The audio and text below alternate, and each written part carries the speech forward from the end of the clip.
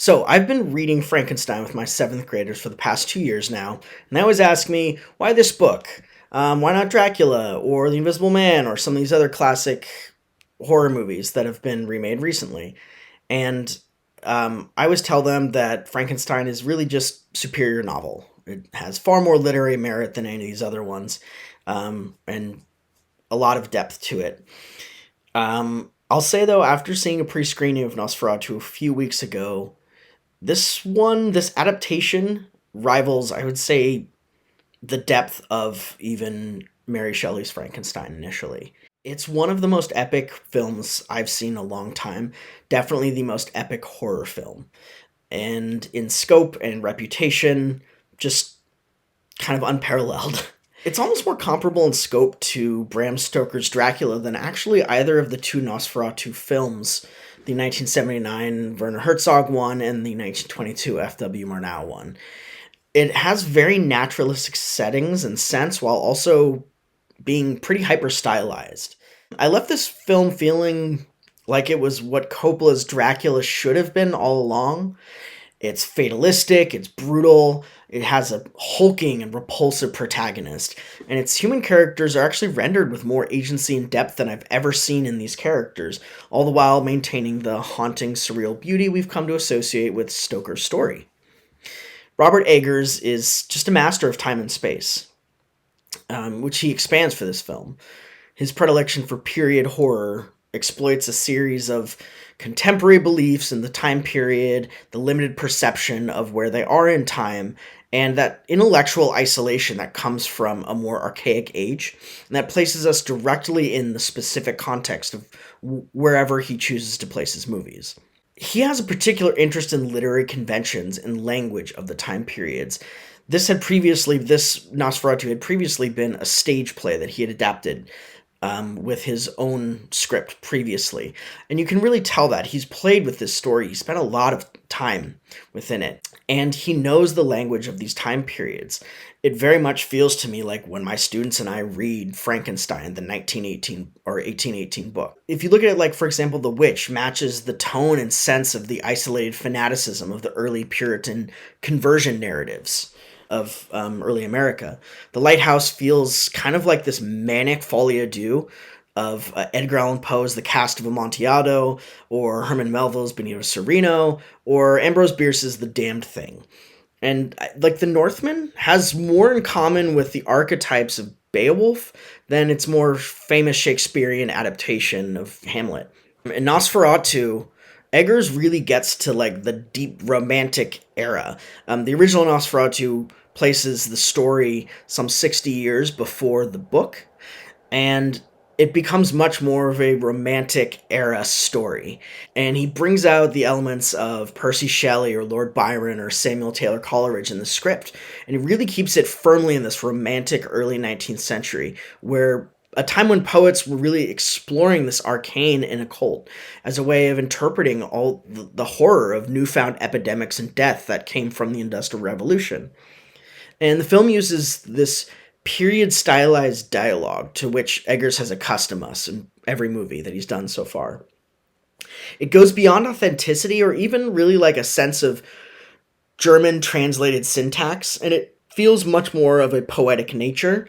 So establishing space is really important in horror, and he takes the grandiosity of these surroundings and it contributes a really pervasive sense of dread to the film. It spreads to every corner of the city, and that's the feeling that you really get. Eggers mentioned how he prefers shooting on location to allow for more movement and dimension in the film, and this balances these fairy tale qualities on one hand of the story with the need for really tangible elements of the snow, grit, rubble, and the set dressing, the really minute elements that signal to us a particular period of time. So he does evoke the visuals from Murnau's version with a more monochromatic look, while he takes much of the fatalistic tone from Herzog's version. The concept of the spreading plague is more heavily used in Herzog's version. His use of animals, for better or for worse, and these very surrealistic set pieces reflect much of Herzog's contribution to the story.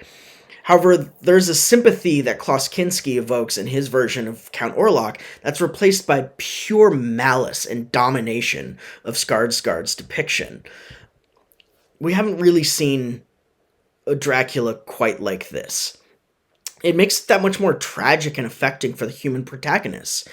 While the Orlok and Nock, the Renfield performances are excellent, the real standouts here are from these less obvious characters, which is, I think, where the true power of this movie is. So, namely, Aaron Taylor Johnson does an excellent job, but Lily Rose Depp steals the show. And they both remind us of this key rule to make effective horror films.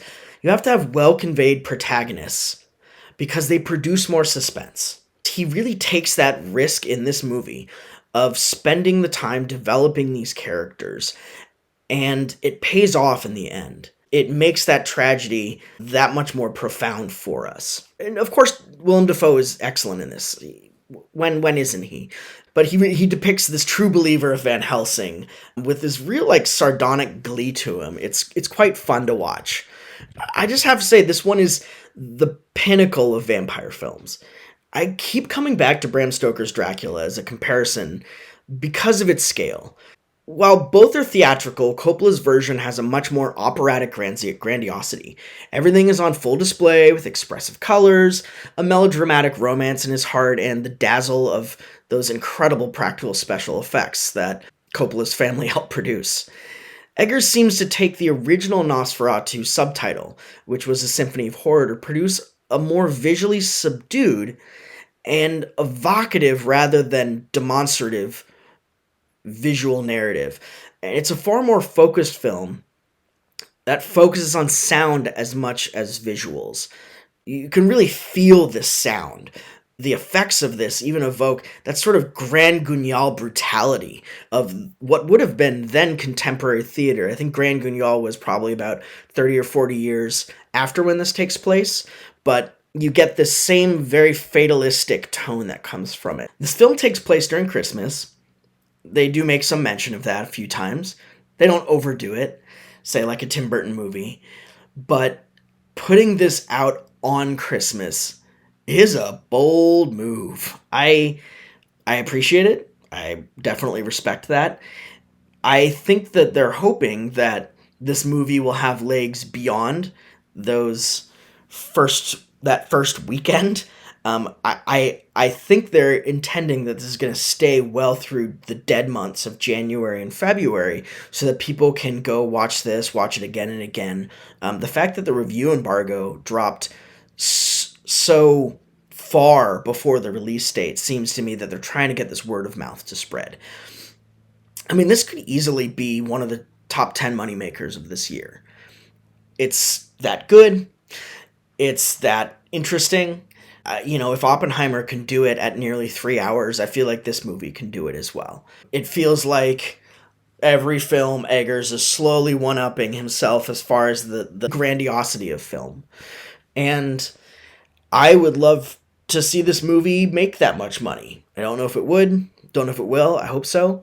But if you are a horror fan, you have to go see this. This is the ultimate counter-programming in this time period, but I highly encourage you to go, take some friends, have some brain floss to watch afterwards. Maybe you could sneak into Moana 2 or something like that, or the Sonic movie, but these are the movies that deserve our money. And if we want to see more of these, because we're starting to get this rash of movies. I don't know what Wolfman's going to be like, but of these remakes, the unofficial relaunched Universal Monsterverse, because that first one was the most horrible AstroTurf thing possible.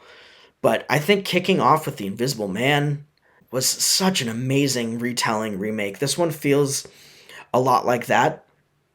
Takes all of the best elements, everything it adds, creates a brand new movie out of an old story.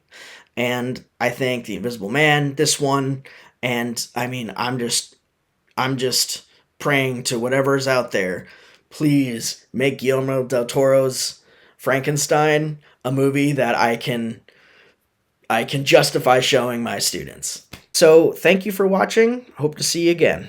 Bye.